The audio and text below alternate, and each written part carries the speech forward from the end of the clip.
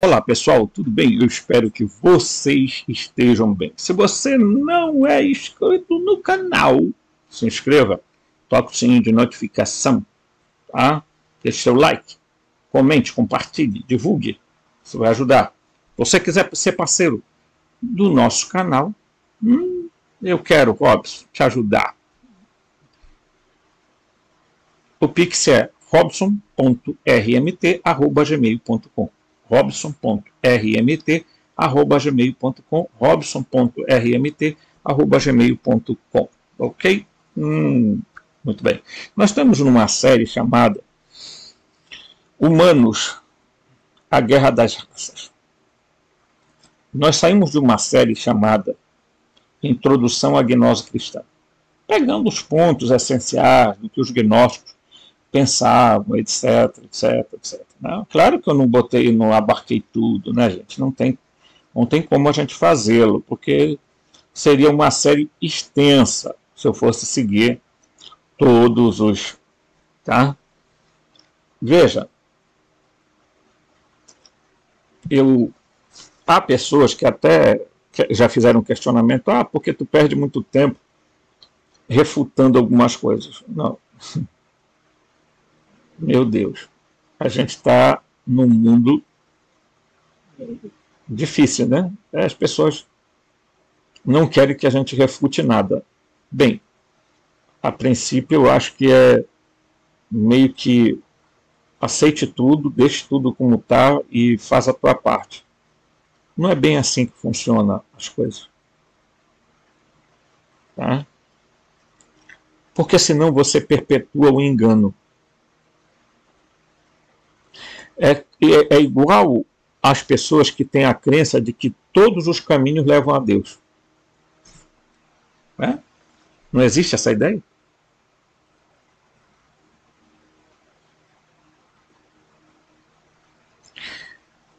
Sabe o que leva as pessoas a entrarem em crise e não saberem mais o que estão fazendo, porque eu estou aqui, por que é que eu vim a esse mundo, porque não sei o que.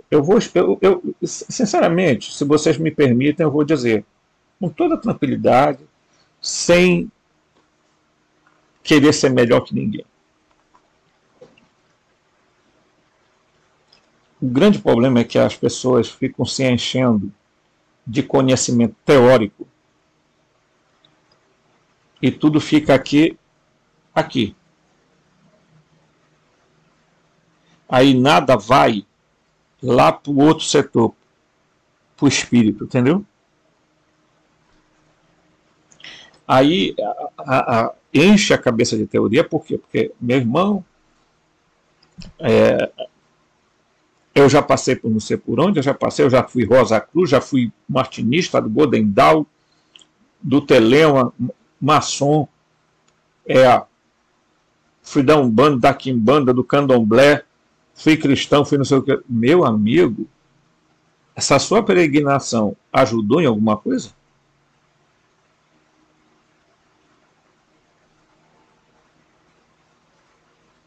Por exemplo, eu estou dedicado a um canal que fala sobre gnose cristã. Aí, existem apenas 2 livros que eu uso aqui muito para dar algumas explicações e vocês já perceberam. Que é o livro de Urântia, um livro chamado A Bíblia de Combray, tá? E quase nada, né? Alguns escritores como John Lamblage, David Icke, Mauro Briguino, Paul Wallis, enfim, uma série aí de bons escritores, geralmente ou são americanos, ou são alemães, ou são italianos, etc. Porque aqui no Brasil realmente é muito pobre de escritos sobre a gnose cristã. Tudo que nós temos aqui no Brasil são escritos de pessoas que resolveram misturar a gnose com teosofia, com espiritismo, com ocultismo, com hermetismo, com não sei o que. Não. Eu já li o Kybalion, por exemplo. Mas daí você pegar o Kabbalion e dizer assim, bem, agora eu vou pegar o Kabbalion e juntar com os escritos gnósticos. Olha, pessoal, isso aqui só é uma parte dos escritos gnósticos, só uma parte. Isso aqui, ó. Tá? Aqui nessa parte está Tratados Filosóficos e Cosmológicos de Nag Hammadi. Textos de Nag Hammadi. Então, eu digo isso aqui para vocês o seguinte. É complicado a gente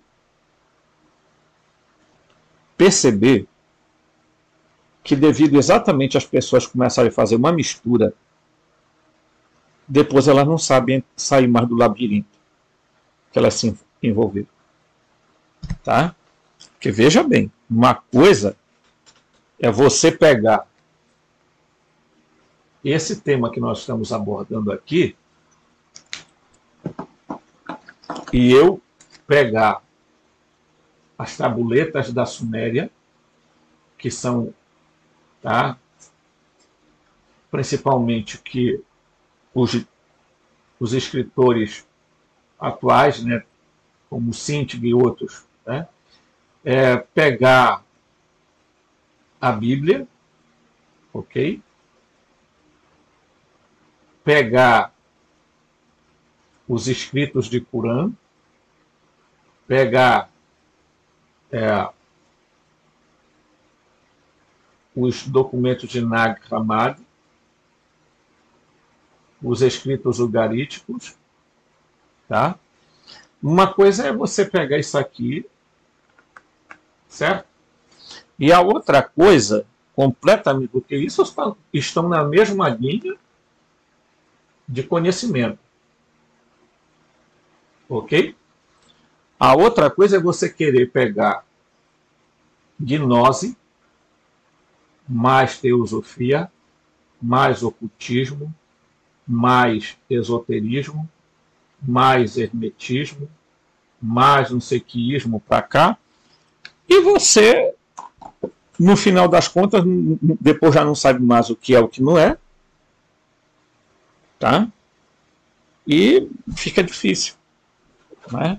Eu não estou dizendo que você não leia outros documentos, mas ou você tem um foco na sua cabeça, porque gente para mim que diz que está lendo de tudo, é porque não tem nenhum propósito. Não tem foco. Ah, eu assisto tudo quanto é canal. Eu assisto o canal da Sabedoria Hiperbórea, eu assisto o canal do não sei de quem, eu assisto o canal da Teosofia, eu assisto o canal não sei. Vai chegar o momento, meu querido, ou minha querida, que eu lamento te dizer. Você vai entrar num labirinto e não vai sair mais. Saber sair mais. Por quê? Porque uma coisa, pessoal,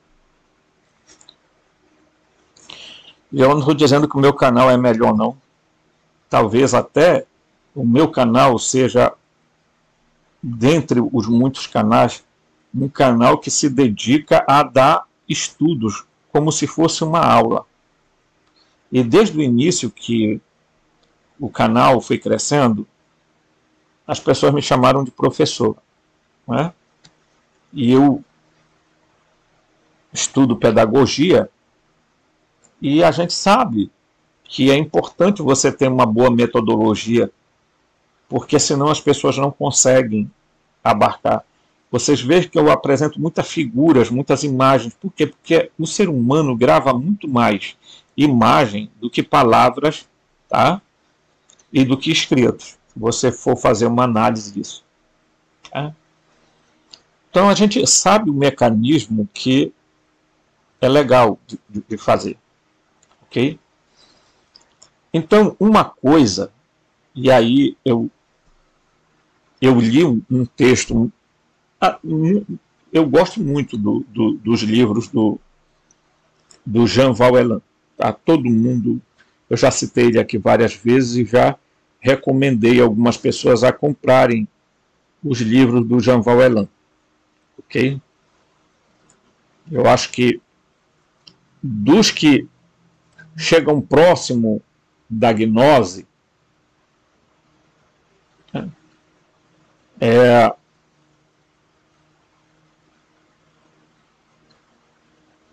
ele é o mais... Mas eu li hoje um texto aqui na comunidade dele, ele postou isso há 14 horas, mais ou menos. Tá? Eu vou ler o texto e não tenho pretensão nenhuma de corrigir, eu tenho como ser humano a obrigação de concordar ou discordar, mas também de respeitar o que os outros escrevem e falam. Eu respeito porque nós estamos num país democrático. É livre a expressão do pensamento, vedada o anonimato. Tá?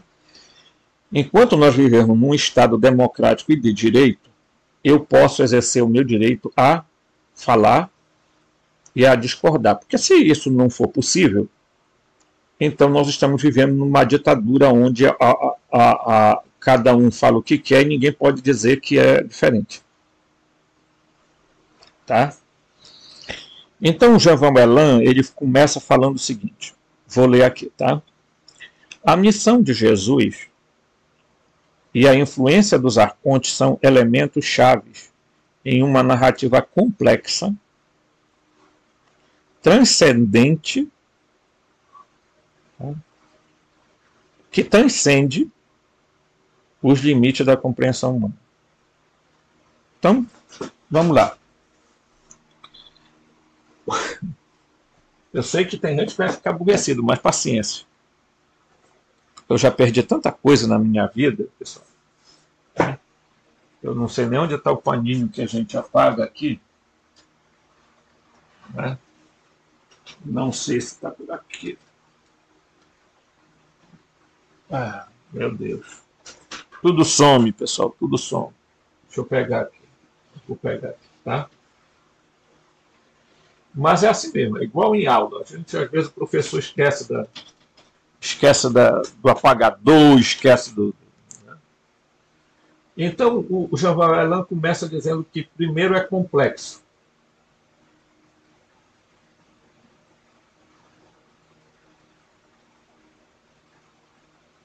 Depois ele diz o quê? Que transcende.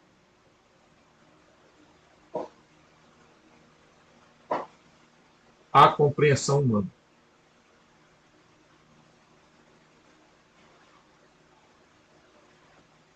Ok?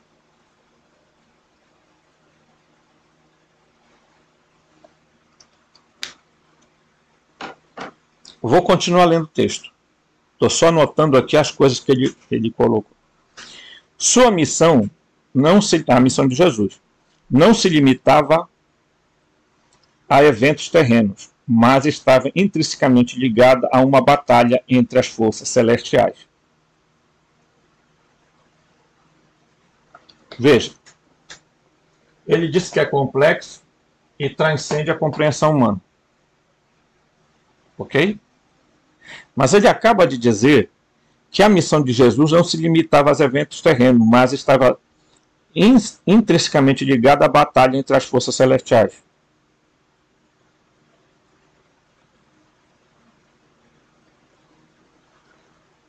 Se algo transcende a compreensão humana, como é que eu posso fazer uma leitura, uma análise, né, uma diagnose de algo? Tá? Ele era, Jesus, a peça-chave em um jogo muito maior, uma encarnação cósmica destinada a desempenhar o papel crucial na luta pela suzerania universal.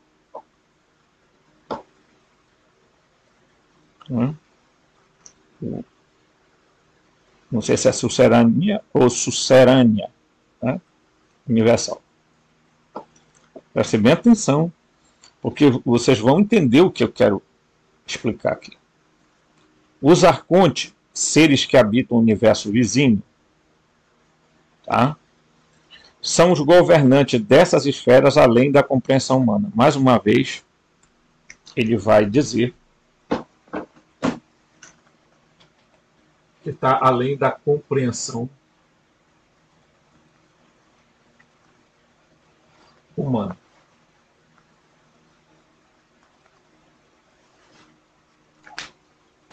Ok? Então, é complexo, transcende a compreensão humana, a compreensão humana não consegue entender. Aí ele diz,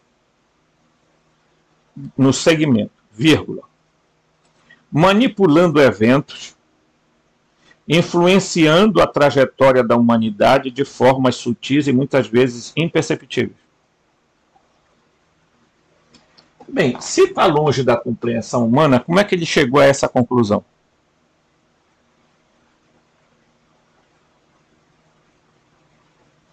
Por sinal, uma conclusão óbvia que eu venho dizendo há muito tempo aqui nesse canal. Não estou desmerecendo o Jean, eu só estou querendo chegar e fazer uma compreensão do que ele está falando aqui, porque aí sim eu discordo profundamente do que ele está dizendo aqui. Não do que ele está dizendo a respeito dos arcontes de Jesus, mas do que ele está dizendo em relação a isso aqui. Tá? Durante a vida na Terra, veja bem, isso aqui é complexo, transcende a compreensão humana, é impossível de entender. Durante a vida terrena, Jesus enfrentou não apenas os desafios terrenos, mas também as maquinações dos arcontes. Quem já não ouviu falar isso aqui? Explicar isso aqui.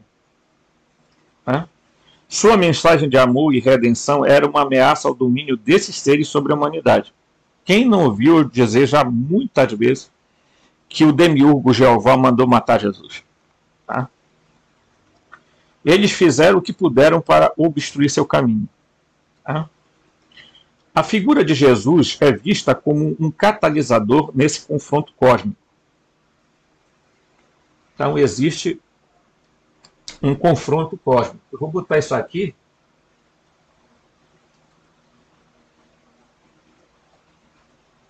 Confronto cósmico.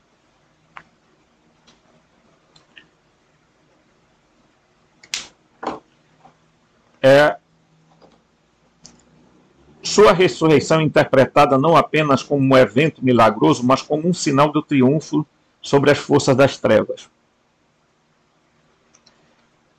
A influência dos arcontes não se limita ao passado distante. Eles continuam a operar nos bastidores da história, manipulando os eventos, influenciando indivíduos. Já falei várias vezes isso aqui. E sua busca pela supremacia universal. Entender a missão de Jesus e a influência dos arcontes é mergulhar no universo de mistério e intriga. É reconhecer que a nossa existência é parte de um conflito cósmico muito maior, que a nossa compreensão da realidade é apenas uma ponta do iceberg. Veja, o que é que eu vejo nisso tudo aqui, nesse texto dele?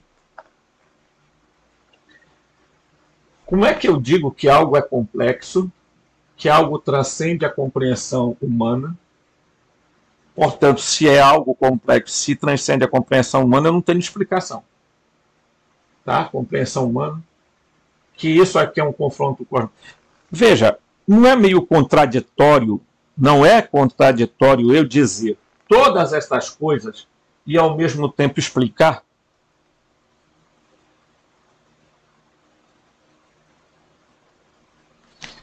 A menos que eu esteja chutando uma suposição, fazendo uma análise, teorizando alguma coisa, mas até isso me é permitido, porque fazer teoria todo mundo faz. Especular, todo mundo especula. Até aqui não tem nada de errado. Mas no momento que você começa a dizer para as pessoas que isso é complexo, que a compreensão humana não tem como entender esse negócio de arconte e tudo mais, então, o que é que eu estou fazendo? Bem, se isso é verdade, o que é que eu estou fazendo aqui na frente de vocês? O que é que ele está fazendo com os livros dele? Com o canal dele? Com as palestras dele? E olha que eu estou a milhares de quilômetros longe do Janval, porque, primeiro, porque o Janval Elan, pelo que ele conta, né, ele tem ligações com a doutrina espírita, fala com seres que eu não sei quem são, né, já fez declarações de que Javé morreu, de que o Javé colapsou, de que um monte de coisa. Ele sempre costuma dizer, repete uma frase que eu gravo muito. Ele coleciona incertezas. Ele repete isso muito. Mas daí existe um problema em tudo isso aqui que está sendo falado. Por quê? Porque se há algo complexo e algo que está longe da compreensão humana, então, se está longe da compreensão humana, não adianta falar nada. Porque como é que você vai explicar uma coisa que está longe da compreensão humana? Está entendendo? Eu fico muito preocupado quando eu vejo isso aqui. Porque isso, além de desqualificar a sua tentativa de explicar, desqualifica todo mundo.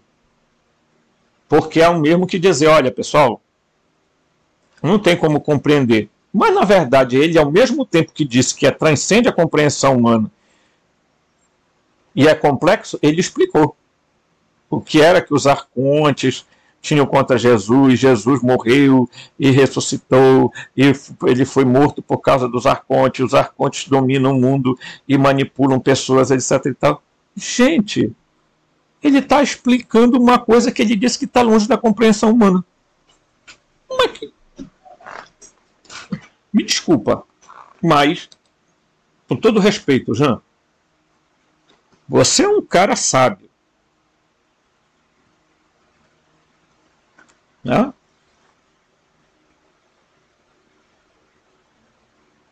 Eu, sinceramente, não já leio os seus livros, mas discordo de algumas coisas pela algumas misturas que você acaba fazendo. Você é um cara sábio, confesso. Mas daí, meu amigo, essas expressões aqui não ajudam nada as pessoas. Não ajudam em nada os buscadores. Não ajudam em nada quem quer despertar.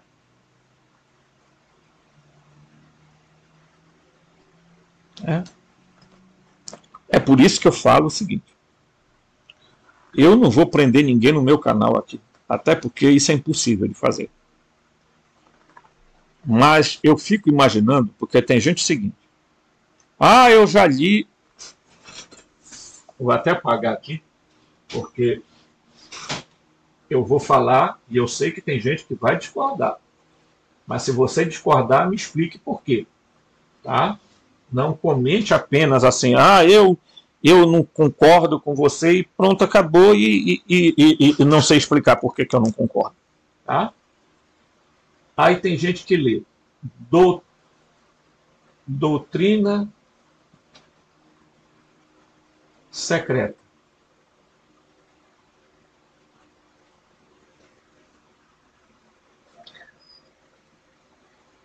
Da Helena Blavatsky. Que é um catatal de livro. E quem disser para mim que leu e entendeu tudo que essa mulher escreveu, pode vir no meu canal e dizer assim, eu sou um herói. Eu li tudo e entendi tudo que ela disse.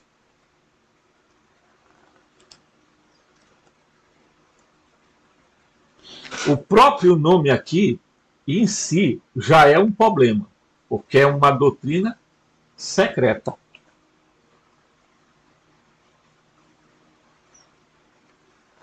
feita para quem?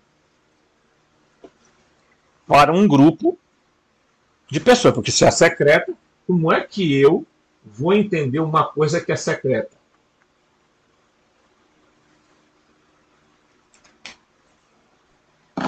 Me explique aí.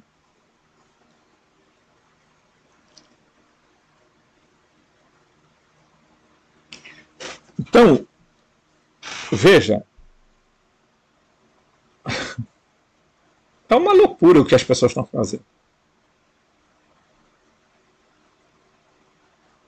A grande maioria das pessoas nunca sequer leu um texto de Nag Hammadi.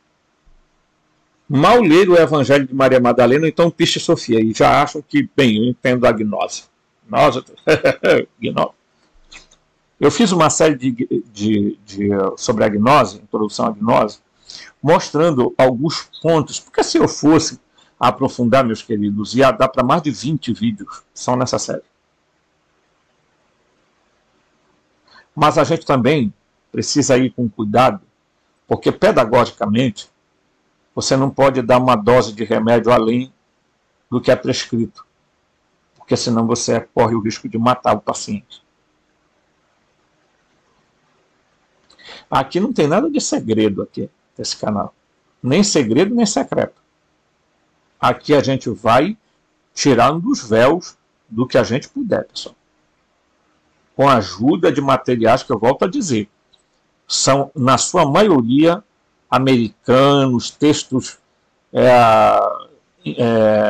alemão, italianos, espanhóis, porque aqui no Brasil realmente é muito pobre. Então, quando você pega um material que já está escrito na capa, doutrina secreta, eu já começo a imaginar, digo, bem, que alguma coisa tá? Certo?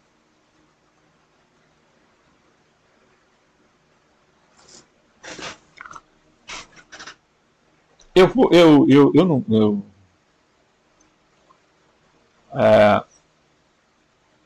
vou fazer uma coisa que eu nem gosto muito de fazer, mas vou fazer, tá? Eu vou fazer, que é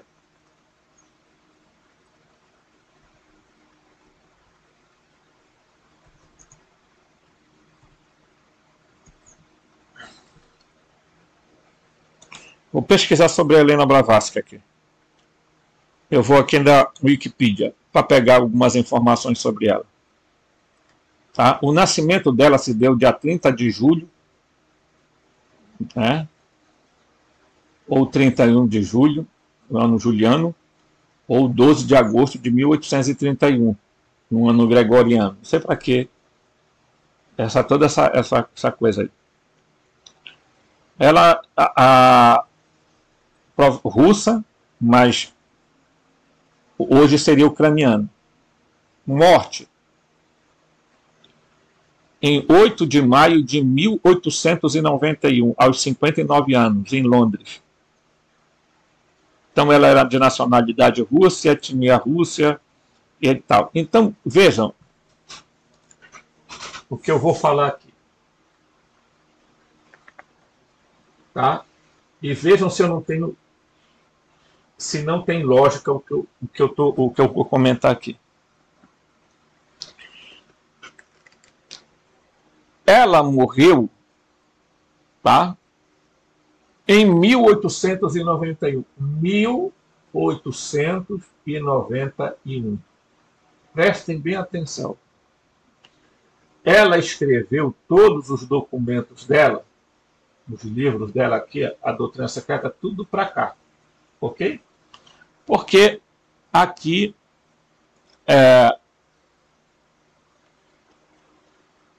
ela nasceu em 1831. 1831. Aí você tem, dentro desse intervalo aqui, os documentos, véu de Isis, doutrina secreta, não sei o que tem mais.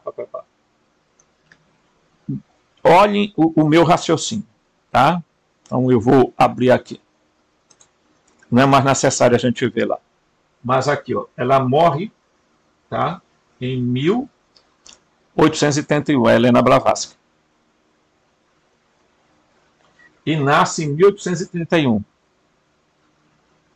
Ela morre aos 59 anos. Tá?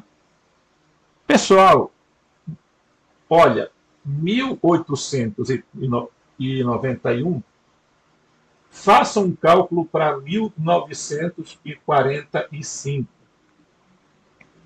ou 46, quando é achado os documentos de Nag Hammadi.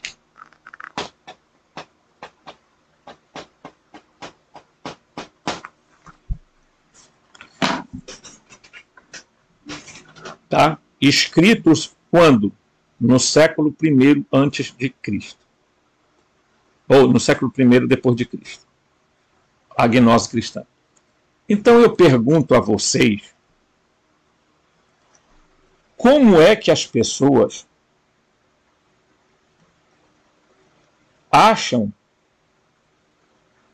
que a Blavatsky conhecia a gnose? Ela conhecia uma gnose, mas não a gnose cristã. Desculpa dizer, não tem, eu não vou ficar adorando pílula aqui para ninguém.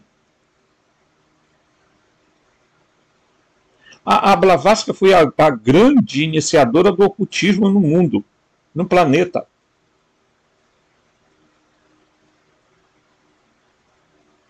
Estou culpando ela? Não. Eu estou dizendo que o catatal que ela escreveu de coisas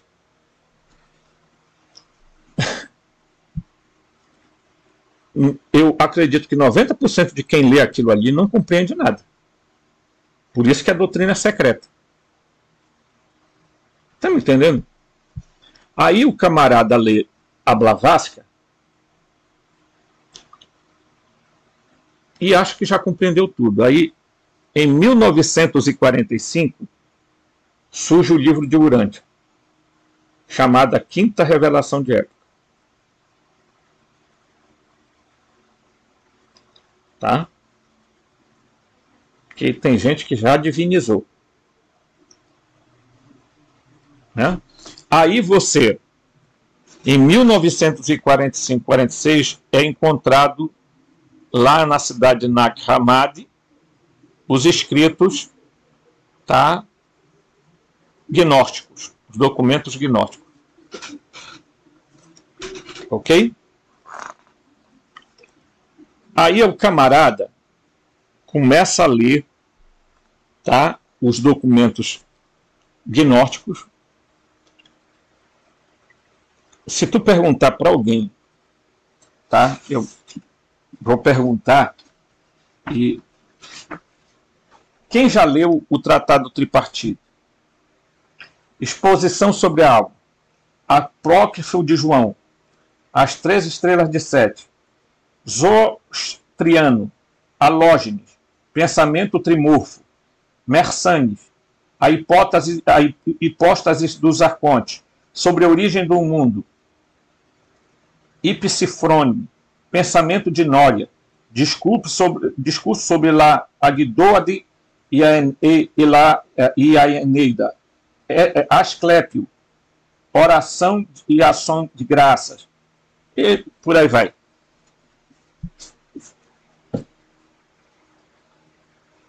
São escritos cosmológicos e filosóficos da biblioteca de Nag Hammadi. Se você perguntar para alguém, as pessoas dizem, eu não conheço.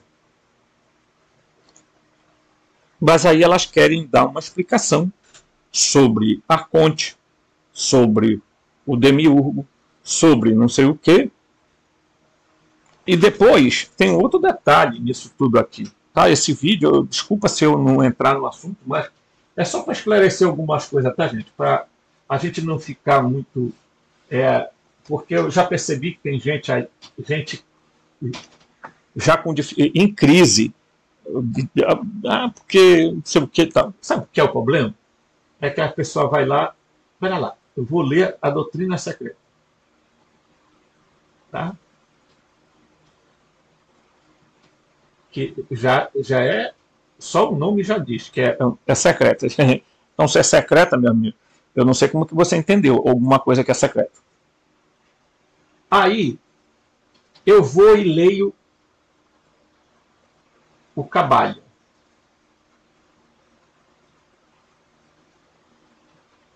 Aí eu leio a Tábua de Esmeralda.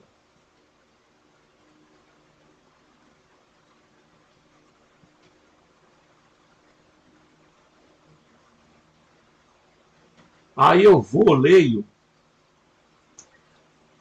outros documentos. Meu amigo, às vezes que não tem relação nenhuma. Não estão na minha... É como a pessoa querer misturar sociologia com matemática. Até você pode fazer. Mas, diante disso aqui, pessoal, você começa a ler um monte de coisa, tá? Aí ainda tem a sabedoria hiperbórea.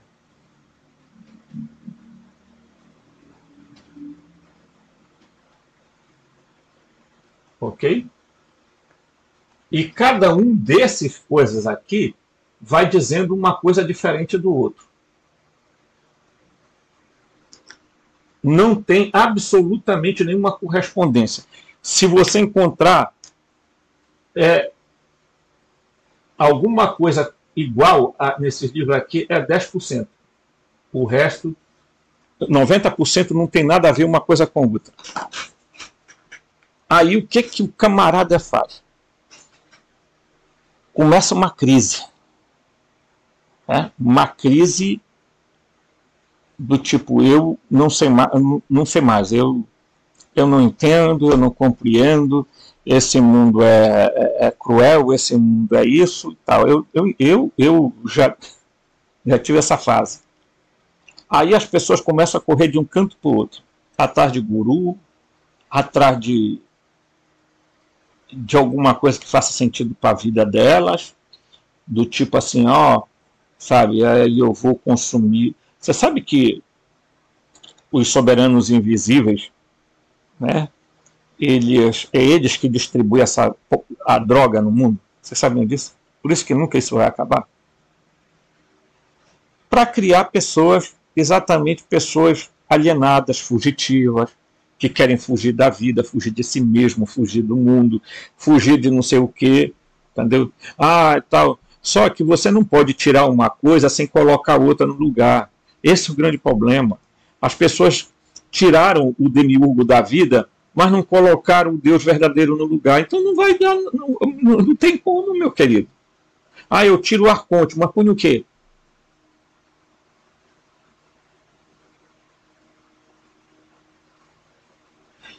Será que esses caras aqui perderam o tempo deles, a vida deles, o Próculo, falando sobre a teologia de Platão, o Plotino, explicando coisas sobre o transcendente, o transcendental, né?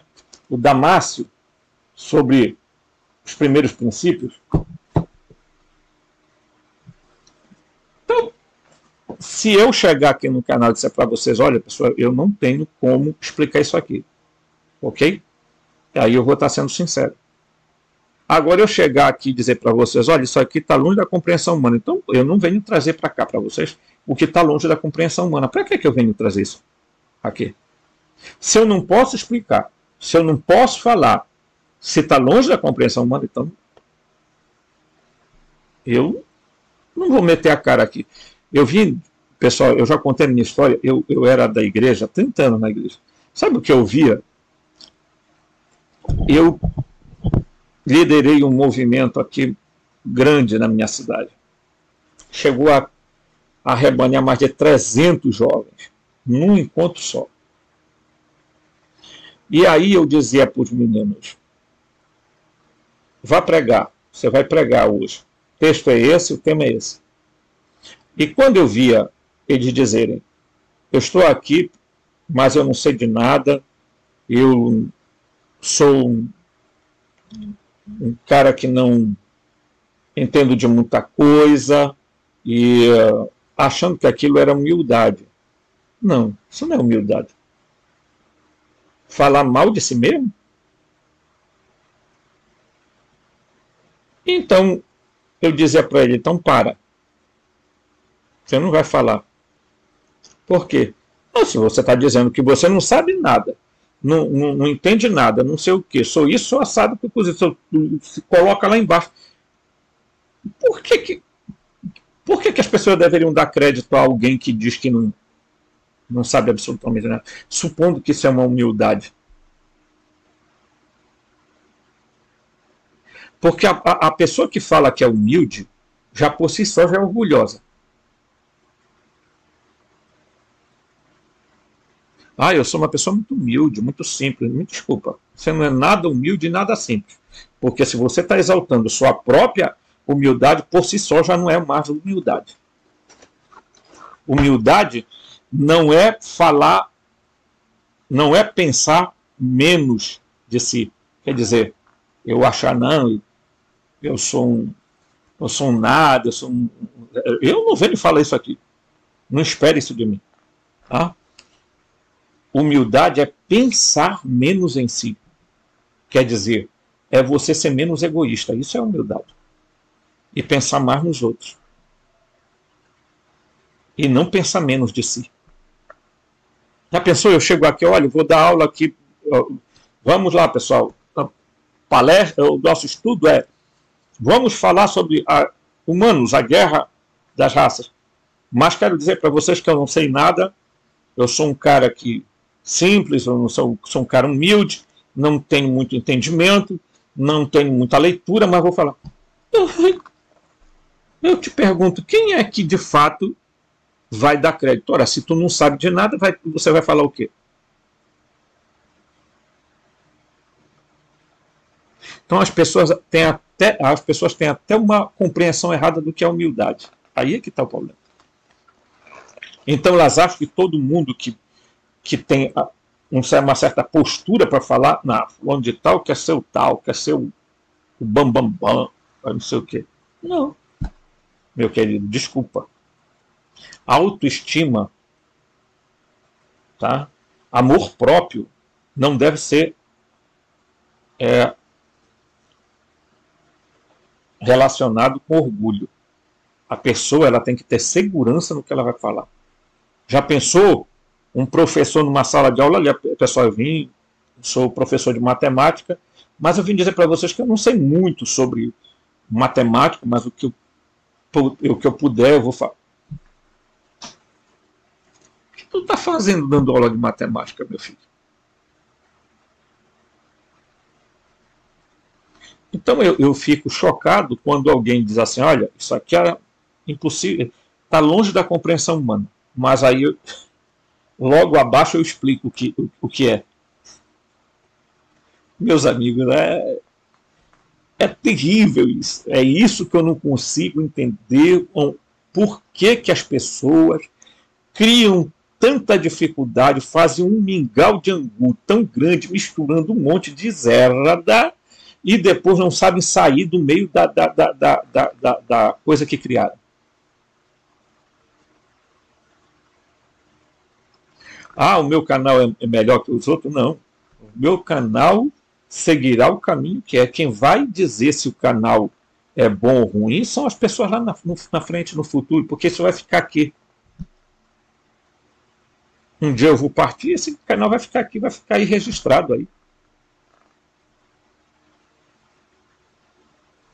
Isso. Agora, gente que fica correndo de um lado para o outro, de religião para religião. Eu fui católico, depois fui bandista, mas não passou disso. Eu não fiquei, eu vou ser evangélico, eu vou ser do santo dos últimos dias, eu vou ser não sei o quê, eu vou ser cifra, daqui a pouco não tem mais, a cabeça fritou e acabou-se. Né? Então eu queria dar essa introdução, ainda que alguns não gostem, mas é o que eu penso e eu não vou deixar de falar aqui o que eu acho que é preciso a gente ter cuidado. Né? Tá? Os gnósticos, tá? Depois eu vou lá para o outro texto. Os gnósticos tinham delineado as diferenças absolutas e inconciliáveis entre o Deus Criador e o Deus incognoscível. Então, né, eles passaram a...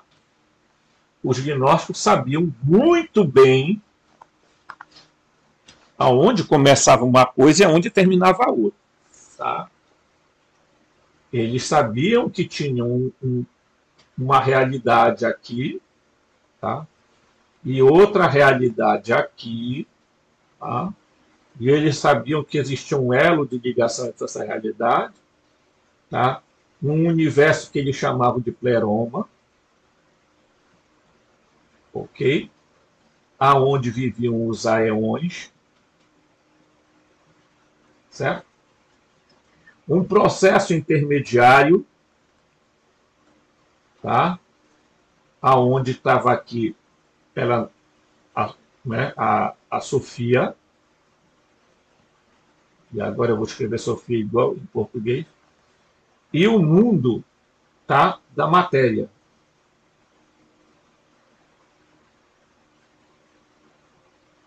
Ok? Certo? Então eu vou colocar isso aqui para vocês, né? Olha aqui. Então os gnósticos sabiam que isso aqui, que nós já lemos, que esse universo aqui é antimatéria.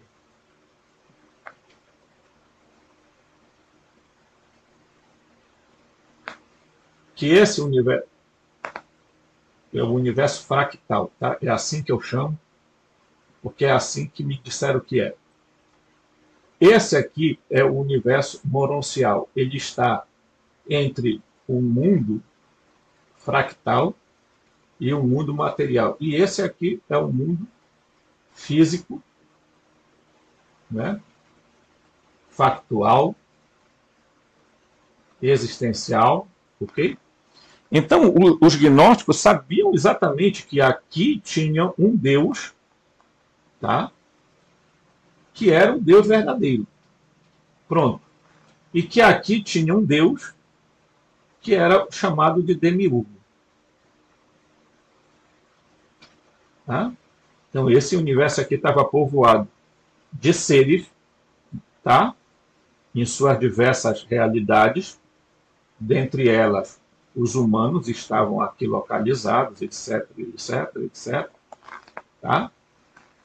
Então, eles sabiam perfeitamente que o demiurgo aqui, e deram um nome a ele. E ao Dabaote, Sacra, Samael, e disseram, ele é o Deus do Antigo Testamento. Não, isso está além da compreensão. Não, não está além da compreensão. Eles explicitamente dizem exatamente isso. Então, só não compreende quem não quer. Mas que longe da compreensão humana, não. Tá? Não está, não. Senão nós estamos perdendo o nosso tempo. Tá? É natural, portanto, que sustentem que a leis e ordem do Deus que criou o universo e o homem devem ser obedecidas, porque não é a palavra de Deus verdadeira, mas a do outro, o impostor, o inferior, o inepto. Para os gnósticos, tudo o que existe nos livros religiosos sagrados não é a palavra de Deus verdadeiro, incognoscível, mas sendo o Deus criador do demiurgo. Seus mandamentos, os quais deseja que o homem obedeça, tais como afirma os que devem interagir e como devem adorá-lo e servi-lo, aparecem nesses livros. Os gnósticos concluem, bem aqui, em negrito, e eu vou usar, os gnósticos concluem que então, que essas leis são as do demiurgo e elas podem e devem ser desobedecidas. Ok? Os gnósticos se opõem antecipadamente a tudo que vem do demiurgo por princípio. Tudo o que o Criador diz, ordena e exige, tá?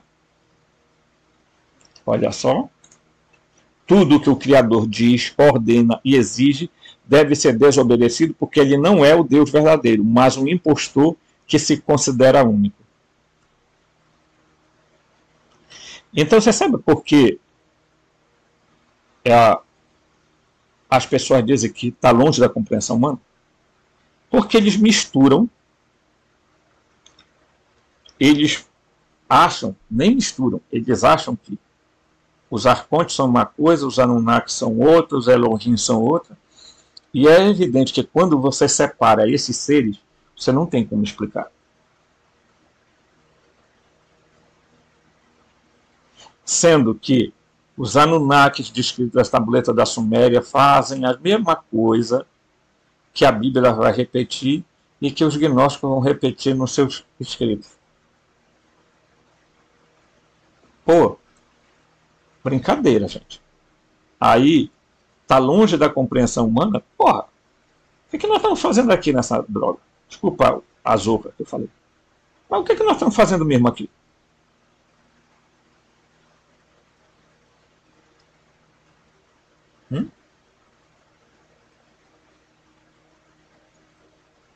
Agora, veja bem.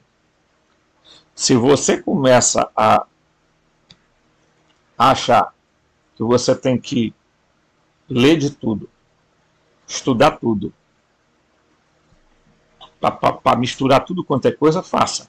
Agora, depois não venha dizer que a coisa é incompreensível. Não é mesmo, porque você já misturou tudo que não devia misturar e vai ficar aí sendo o eterno questionador. Por quê? Porque nenhum livro, nenhum nada me dá resposta. Não vai dar resposta. Por quê? Porque você próprio criou dificuldades e embaraços para sua mente. Desculpa, João, mas não dá, eu não consigo entender como é que pode alguém que se diz, eu sou um espiritualista, eu sou um ocultista, eu sou não sei do que mais, e aí eu crio um canal e digo para as pessoas que essas coisas estão longe da compreensão humana. Então, porra, cara, você sabe por que eu nunca perdi meu tempo lendo textos védicos? Porque ou eu direciono a minha mente para uma coisa, ou não vai. Você já pensou aí, o cara chega, olha, está aqui o texto, eu tenho o texto do Bhagavad Gita, por exemplo, tá? Gente, olha aqui, ó. Eu tenho 2 livros que falam sobre, olha, a filosofia dos rishis da Índia Antiga. Eu tenho aqui Atma Yoga, Shankara, a Vedanta Advaita e o Atma Buddha. Tá? O Atma Buddha. Tá? Vocês acham mesmo que eu vou ficar... eu vou ler isso aqui. Tá? Aí eu leio isso aqui. Aí daqui a pouco eu leio, não sei o que tem mais. Aí daqui a pouco eu quero... Aí eu já não sei mais. Aí eu já não sei mais... Os Vedas, os Panishads, os Citas, Puranas, os Jainismo, enfim. Aí meu irmão, aí o cara mistura um monte de coisa, aí depois, coitado, eu não sei mais mesmo. Não tem mais como. Vai fazer o quê? Então os gnósticos eles eram muito específicos. Olha, isso aqui é o demiurgo, isso aqui é os arcontes, isso aqui são os aeões com a coisa. Os gnósticos tinham divergências sutis entre eles, porque tinham escolas diferentes, professores diferentes, mestres diferentes.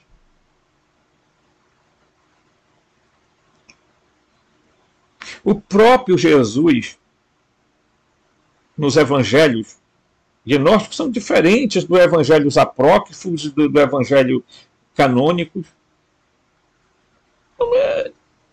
Me perdoe, mas se você continuar pulando de um galho para outro, uma hora o galho não vai aguentar e vai quebrar com você, e você vai se estatalar no chão e, desculpa,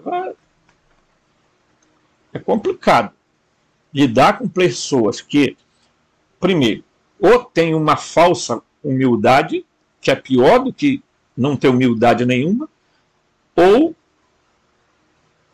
pessoas que acham que Bem, eu já li de tudo, já passei por todo canto, então por mim isso aí não é novidade nenhuma. Então, sei. Eu confesso que eu não sei onde as pessoas estão querendo chegar. Eu sei onde eu quero chegar. Agora, as pessoas eu não sei. E não posso nem fazer uma análise disso, porque, meus amigos, é complicado. Tá? Então, os gnósticos eram muito claros, eles não concordavam com o Antigo Testamento, portanto, o Marcion de Sinop, eu nem sei se eu tenho aqui o Marcion de Sinop, tá? Mas o Marcion de Sinop tem a própria Bíblia dele, o próprio Novo Testamento, já mostrei aqui. Ele tirou, excluiu o Antigo Testamento, pronto. Por quê? Porque ele dizia, esse aqui é feito pelo Deus, pelo demiurgo, pelo Deus mal do Antigo Testamento. Então não tem que colocar no Novo. Eles sabiam muito bem o que era e o que não era. Agora, aí vem as pessoas dizer, olha, está além da compreensão humana, é complexo, não sei o que tem mais. Bem, então, agora, eu vou entender se vocês disserem assim, olha, eu não sei explicar isso, olha bem, ótimo, porque até eu também, muitas coisas eu não sei explicar, por isso eu não trago para o canal. Se eu não sei explicar, eu não trago para o canal. Eu só trago para o canal o que eu posso explicar. O que eu posso racionalizar. Tá? Então, os gnósticos sabiam muito bem o que era, o que não era, e delimitaram bem os espaços. Tá? Então, cada um no seu quadrado. A Helena Blavatsky não conheceu os escritos gnósticos, porque eles só foram descobertos muito tempo depois. Não, Robson, mas ela conhecia a gnose. Bem, ela pode ter conhecido a gnose egípcia, a gnose, sei lá, de outras gnoses, mas ela não conhecia a gnose cristã. Tá? Ponto encerrado. Tá? Eu duvido que um teosofista venha aqui e me diga assim, ela conhecia a gnose cristã, sim. Aonde, meu filho? Onde ela teve acesso?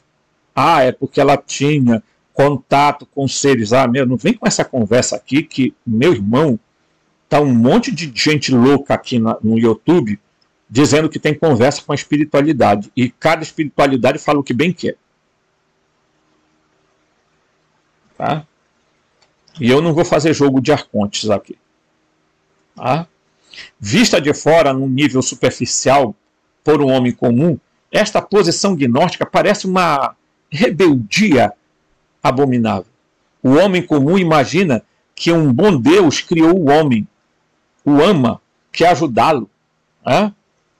Tem grandes esperanças nele e precisa dele para aperfeiçoar e completar seu trabalho. O homem comum veria com horror essa posição gnóstica contra o bom pai que trouxe os seres humanos ao mundo. O homem, a melhor de todas as criaturas que Deus criou, estaria se rebelando contra ele, opondo-se a ele e renunciando a ele. Que horrível! Mas o que o homem comum não sabe é tudo o que dissemos até agora sobre o bom pai e suas obras e seus planos. Para a gnose, a rebelião contra o demiurgo não apenas liberta o homem da escravidão e da servidão, mas também enfraquece e tira o poder do demiurgo. Ok? Através da sua oposição constante, o gnóstico adquire gradualmente um poder igual ou posteriormente superior ao do Deus Criador. Então, meu querido, quando você conhece a gnose cristã, você encontra o verdadeiro Cristo, a centelha divina, você encontra a energia pleromática dentro de você, da sua vida. E aí, meu irmão, a coisa é diferente. Eu lamento, mas lamento profundamente que pessoas tenham peregrinado por tudo quanto foi canto e não conseguiram nada. Porque tudo é muito sigiloso, muito secreto, muito não sei o quê. Oh, sabe, meu Deus, não pode ser dito isso no canal. A gente tem que ter uma escolinha para pessoas, só os escolhidos, aonde a gente conta coisas que não pode ser falado em público. Então nós somos exotéricos e tem as coisas que são esotéricas. A gente tem que falar para esconder, porque o profano não pode entender. Vai lascar-se. Se eu quisesse viver esse mundinho de sociedades secretas, de sociedades iniciáticas, que acham que conhecem tudo, nossa, eles são, sabe, a panaceia. É um monte de mingau de angu que eles fazem para confundir de propósito a mente das pessoas, e depois ficam inventando que aquilo é... essa é a gnose. Que gnose de quem? É igual quem está preso aí e diz a gnose do Samael, a gnose do Samael não tem nada a ver com gnose cristã. Desculpa. Mas não dá para vir com essa conversa para cima de mim. Nesse canal aqui não vai passar esse tipo de coisa. Tá? Porque o Samael, aí depois que o Samael morreu, aí começou a virar um mingau de angu, porque separaram grupos, um grupo foi para cá, outro grupo foi para ali, outro grupo criou outra coisa, enfim. A gente conhece o ser humano como é. O ser humano, além de ter sido criado por um Deus demente, o próprio ser humano é demente também. Então, todo mundo quer se sobressair, todo mundo quer criar grupo, todo mundo quer criar não sei fama, todo mundo quer criar não sei o quê. Nossa, se eu quisesse fama, eu estaria lá na Igreja Católica, onde eu era chamado para várias cidades em todos os cantos para pregar.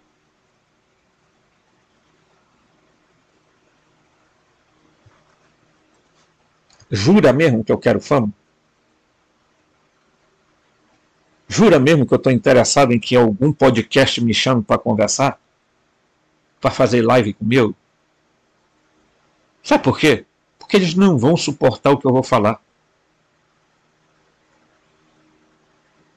Porque eles querem gente que chegue lá igual um cordeirinho. Olha, que é o Javé. Javé é isso, porque os extraterrenos, a quinta dimensão, a sétima dimensão, que eu não sei o que tem mais. Adoram falar isso. Mundo astral, viagem astral, não sei o que astral, tal. E eu não sei em que isso ajuda essas pessoas a mudarem o mundo. Não consegue nem mudar a ela mesmas.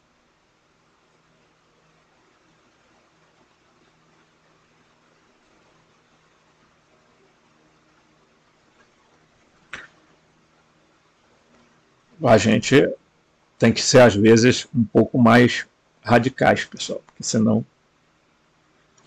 Para a gnose, a rebelião contra o demiurgo não é apenas liberta o homem da escravidão e da servidão, mas também enfraquece e tira o poder do demiurgo, da matrix, do simulador, pessoal. Tá? Através da sua oposição constante, o gnóstico adquire gradualmente um poder igual ou posteriormente superior a do demiurgo. É por isso que eles têm raiva da gente.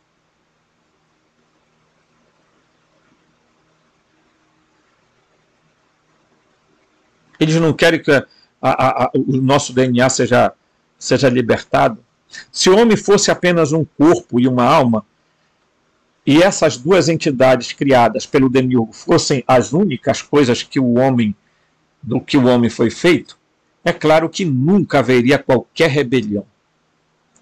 Nada criado se rebela contra o seu Criador.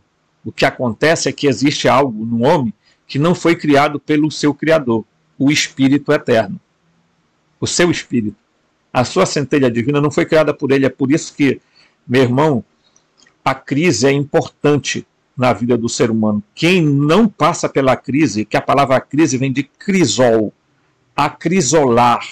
A crise existe para te acrisolar, para, sabe, tirar a casca e para você ser, sabe, virar de carvão para uma esmeralda. ou para como diz, uma joia preciosa. Tá? O espírito foi trazido de fora e não pertence a este mundo. Foi adicionada a monstruosidade que o corpo e a alma, para fazê-lo funcionar e evoluir, mas foi colocado ali contra a sua vontade e contra a matéria. É o espírito que rebela, não está se rebelando contra o seu Criador, mas contra aquele que o aprisionou. Tome nota. Essa rebelião vem do espírito. É o incriado no homem que atesta e se opõe ao Criador, chamado Yaldabaoth, Satanás, Lúcifer, o que você quiser chamar, Enlil, Brahma, tá? Alá. É por isso que o nosso espírito se torna rebelde. Um homem gnóstico que se transformou em seu próprio espírito, cujo espírito se libertou e se apossou do seu corpo e de sua alma para usá-lo como instrumento. Tá? Será um grande rebelde e adversário do demiurgo e de sua obra. Suas ações serão importantes e devastadoras como todo espírito liberto. E como o caso de Caim, o demiurgo não terá poder sobre ele. Porque o próprio apóstolo Paulo vai dizer que aonde está o Espírito de Cristo, lá está a liberdade. Você só será liberto se teu espírito se rebelar e tomar conta de você. Senão, do contrário, você será guiado pela tua alma, pelo teu corpo e acabou. Tá? Desculpa dizer. Mas se você não crucificar a tua carne, o teu ego, o teu eu, o teu corpo, a tua alma, que são partes desse teu ego, não tem como você despertar. Por outro lado, o homem meio adormecido será semi-rebelde. Ele procurará cegamente uma saída. Ele se oporá quase que intrinsecamente ao mundo criado que envolve e sufoca o espírito. Sua atitude semiconsciente não permitirá a rebelião ou oposição capaz de colocar em perigo o demiurgo e a sua obra. Quer dizer, aquele homem psíquico que ainda está, sabe, não sei, porque extrapola a incompreensão, extrapola é inexplicável, não sei o quê. Então vai ficando nessa aí. Um dia, quem sabe, você desperta. Dissemos que durante o processo de libertação do espírito, o homem adquire um poder igual e depois superior à do seu Criador. Dissemos também que a rebelião e a oposição poderosa e sustentadas enfraquecem o demiurgo e tiram-lhe o poder. Isso nos leva às 4 posições possíveis em relação à ideia de que o homem pode ter do Deus Criador. A primeira oposição: o demiurgo existe. O Deus que criou o céu e a terra existe. A segunda posição: o demiurgo não existe. Isso é ateísmo. Tá? O Deus Criador não existe. Tudo que existe é produto de uma evolução cega da matéria. Outra posição. Tá? Essas 2 posições aí, né? Deus existe, Deus não existe, são posições tradicionais na história da humanidade. Então, é o ateísmo. Deus não existe. Darwin tinha razão. É evolução. Criacionismo, nada. Tá? Aí, mas essas 2 posições não é de uma pessoa desperta. Né? Sempre se pensou que não poderia haver uma terceira posição, mas veio exatamente de Nietzsche, né? Aquele filósofo que declarou: Deus morreu. Esta é a terceira ideia que um homem pode ter do seu Criador. Deus existia, mas agora está morto. Esta ideia parece estar em algum lugar no meio da posição do Deus existe e Deus não existe. Tá? a ideia de Nietzsche, né? Deus está morto. Aí veio o escritor chamado Amit Goswami e disse: Deus não está morto. Então ele veio com a ideia não de um Deus cósmico, mas repetindo ideias meio que hinduístas misturado com esse judaísmo, com a cultura judaico-cristã, e tentando ressuscitar esse demiurgo. Lamentavelmente, esses caras que trabalham muitas vezes com a tal física quântica estão tentando reabilitar o demiurgo, já combalido. Tá? A quarta posição é a minha posição gnóstica. O Criador, Deus, existe, mas deve ser eliminado pelo homem. Esta última posição parece ser que causou maior horror a julgar pela forma como foi perseguido e escondido. Os gnósticos sustentam que o Criador deve ficar preso e enfraquecido de tal forma que não possa criar mais nada e finalmente desapareça.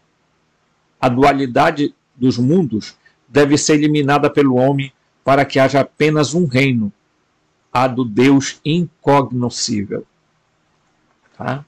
Os gnósticos sustentam que os ataques devem ser dirigidos ao Deus Criador para quebrar o retorno interminável de Manvantaras e Pralayas, né? De tentativa e erro de experimental neste grande plágio, que nunca alcançará a perfeição, porque foi criado por um Deus imperfeito, então não tem como nós caminharmos para a perfeição, a humanidade, tá? A não ser que rompa com ele. E é o que as pessoas não querem fazer. Tá? Se uma reação atômica em cadeia destruísse tudo que foi criado, o demiurgo criaria tudo novamente. É por isso que, para a gnose, o Deus Criador deve ser derrotado e eliminado. E é por isso que Jesus fala exatamente dos tempos finais. Porque os tempos finais, gente, é quando tiver que destruir definitivamente o demiurgo. Porque senão ele vai recriar tudo de novo. Num interessante filme chamado o Warlock, né? Acho que é Warlock ou Warlock, uma bruxa que é a vilã tenta encontrar palavras exatas com as quais o demiurgo criou o mundo. Pronuncia esta fórmula, ao contrário, faria desaparecer a criação. Isto não é uma má ideia, mas sim uma possível perda de tempo. Se assim acontecesse, o demiurgo criaria tudo de novo. Outro tema importante é o suicídio. O suicídio pareceria ser uma rebelião contra o Criador, mas não é. Tá? Engana-se quem pensa que o suicídio é uma forma de escapar das guerras do demiurgo. Não. Ele vai te recriar de novo e te mandar de volta para a Terra. Morrer-te em vão, te matar-te em vão, te envenenar-te em vão, usa droga em vão, porque você vai destruir o teu corpo, a tua alma, e ele vai recriar de novo e te mandar de novo para a Terra. Não tem saída. Ou se rebela, ou fica preso com ele. Tá? Quando o homem começa a acordar e ver as coisas como elas realmente são, ele teme ter enlouquecido. Tá? Ele percebe que tudo que lhe ensinaram é mentira e que está cercado por loucos, sonâmbulo, que está preso a um gigantesco campo de concentração habitado por loucos. Se este homem não encontrar rapidamente outros homens que estejam acordados como ele, é provável que pense em cometer suicídio na tentativa de escapar da prisão. É por isso que a maioria dos homens prefere permanecer dormindo, ou meio que acordado e dormindo, meio sonâmbulo. Né? A maioria deles não quer saber a verdade. Que estão vivendo em uma enorme crise mental. instituição inventada e controlada pelo louco supremo, o demiurgo. Apenas em uma minoria de homens muito corajosos buscará este caminho especial capaz de despertá-lo. Vimos que tentar destruir a obra do demiurgo é inútil, pois ele apenas criará novamente da mesma forma. Da mesma forma, o suicídio também é um erro, uma rebelião inútil, e neste caso, o completo oposto à libertação. Então você não se libertou de nada. Ok? Quando o homem comum comete esse ato, sua alma é separada de seu corpo e entregue ao demiurgo, levando consigo o espírito, pois o espírito está ligado à alma. Em seguida, vem o julgamento, a punição, o karma. Isto é o que acontece sempre que um homem morre. E o suicídio não é exceção. No caso do suicídio, ainda é pior. O castigo afligido pelo demônio será maior. Um preso que tentou fugir e ficou preso novamente. Né? Quiseste fugir de mim? Né? Tu achou mesmo que tu, fazendo isso contigo, tu ia te libertar de mim? Tu não vai te libertar de mim. Porque eu vou fazer você voltar para a terra. Tá? O prisioneiro que fez tal ato não escapou de nada. E nem se libertou de nada. Aqui está ele, mais uma vez, nas mãos do demiurgo. Para o homem comum, né, o suicídio não é uma saída nem uma libertação. Pelo contrário, é um agravamento dessa situação. Tá? Então, tudo que eu estou falando aqui, você vai dizer, pô, é difícil de entender isso? Está longe da compreensão humana? É inexplicável o que os arcontes e o demiurgo quer e qual o nosso papel nessa história? Isso é inexplicável? Isso é incompreensível? Desculpa. Não é. Por isso eu digo, olha,